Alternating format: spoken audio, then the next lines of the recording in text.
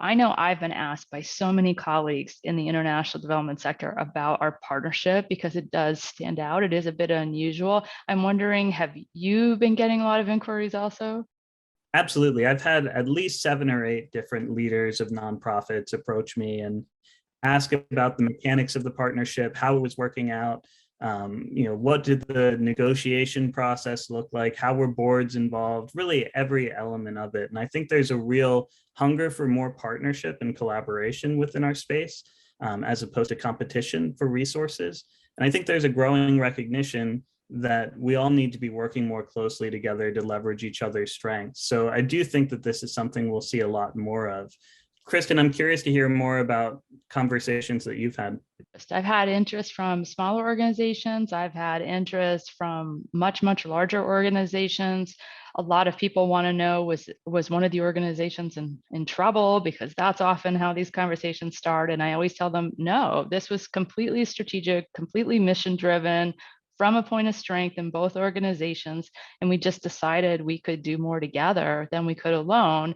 And each of us could try and replicate some of the other's capabilities, and it would take a long time, or we could just join forces. The other thing that comes up a lot is the question of doing something that's not a full merger, or doing something that's just cooperating to bid or propose together for a particular grant.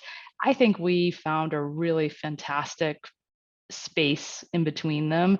I think we've been able to devote so much of our energy so far to the work and the mission, and we haven't had to all at once look at our HR systems and our financial systems and having people switch onto the same tech platforms all at once. That's a lot for organizations to deal with all at once, especially when everyone is grappling with so many other issues in the world. I feel really grateful that we've been able to do this at a more steady pace, and also in a way that allows us to put the mission part first. So, Kristin, when you have these leaders approach you, is there any advice that you give them?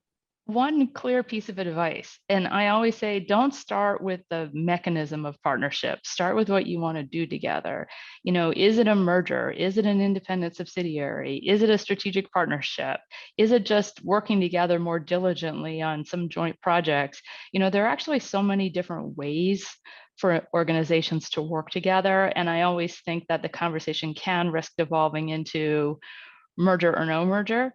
And there's a richer variety of choices. And so I encourage them to think about what they're trying to do and then pick the way of collaborating that best meets that need, rather than starting with the choice of the form the partnership is going to take.